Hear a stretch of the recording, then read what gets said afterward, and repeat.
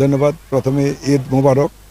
আপনি জানেন যে ড্রিম হলিডে পার্ক প্রতিটা ঈদে কিছু নতুন নতুন স্থাপনের চেষ্টা করে, তারই ধারাবাহিকতায় আমরা কিন্তু এইবার ঈদে আরও 2টা রাইড চালু করেছি নতুন। একটা হলো যেটা আমরা বলেছি যে রিভার ক্যাব, এটা উপমহাদেশের মধ্যে একটা অন্যতম রাইড রিভার ক্যাব।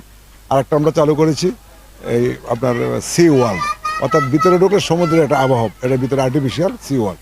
তবে রিভার ক্যাব সম্বন্ধে আমি এটুকু বলি আপনাকে, এটা একটা উপমহাদেশের অন্যতম রাইড। অর্থাৎ আমাদেরকে যারা সাপ্লাই দিয়েছে রাইডটা, ওরাই বলেছে এই প্রথম বাংলাদেশে আমরা একটা সর্ববৃহৎ রাইড সাপ্লাই করেছি।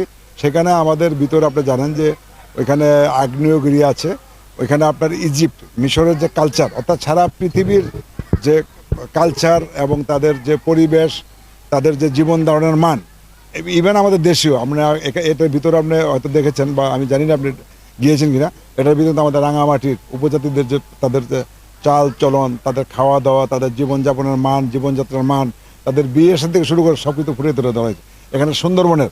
অর্থাৎ একটা সুন্দরবনের ভিতরে ঢুকলে আপনি যে সমস্ত জীব বিচিত্র দেখতে পারবেন, যে সমস্ত প্রাণী দেখতে পাবেন, সেইগুলো মতো এখানে ফুটিয়ে তুলে ধরা হয়েছে। আসলে রিভার ক্যাবটা একটা অত্যাধুনিক রাইড। এই রিভার ক্যাবের মধ্যে আমাদের এই মিশরের যে কালচার এবং ইজিপ্টের যে কালচার, সেটা কিন্তু এখানে তুলে ধরা হয়েছে। সব কিছু মিলে একটা মানে অন্যরকম একটা ফ্লেভার, এবং এটাকে এমনভাবে করা হয়েছে যে এখানে যেন সব বয়সের লোক, অর্থাৎ ছোটো বড়ো থেকে শুরু সবাই যেন এটার ভিতরে গিয়ে একটা আনন্দর তৃপ্তি নিয়ে বেরিয়ে আসতে পারবে। আপনি জানেন এটার ভিতরে একটা বোটে ঢুকতে হয়, সেই বোটটা কিন্তু পানির ফ্লোতে অটোমেটিক, আপনি বোটে বসে থাকবেন, সেই বোটে কিন্তু আপনাকে বিভিন্ন সেক্টরে নিয়ে যাচ্ছে। তো সব কিছু মিলে আমি শিওর যে এখানে আরেকটা জিনিস, এটার ভিতরেটাও কিন্তু আবার আপনার ভূতের একটা অবয়ব আছে, ওটাও কিন্তু খুব এনজয় করে। এখানে আমরা ছোটোবেলা পরীদের গল্প শুনতে, পরীরা মিষ্টি খায় রাতের বেলা, সেই সিনারিওটা কিন্তু এখানে তুলে ধরা হয়েছে।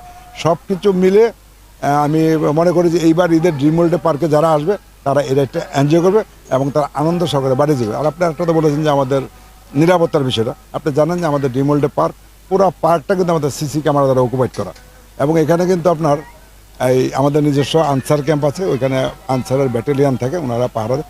পাশাপাশি আমাদের লোকাল প্রশাসন, বিশেষ করে পুলিশ সুপার, জেলা প্রশাসক এবং যারা রাজনৈতিক ব্যক্তিবর্গ, বিশেষ করে আমাদের সংসদ সদস্যবৃন্দ, ওনারাও কিন্তু আমাদের এই ঈদ উপলক্ষে কেন্দ্র করে পার্কে যাতে সার্বিক নিরাপত্তা ব্যবস্থা ভালো থাকে সেই দিকটা খেয়াল রেখে ওনারা যথেষ্ট ব্যবস্থা নিয়েছে।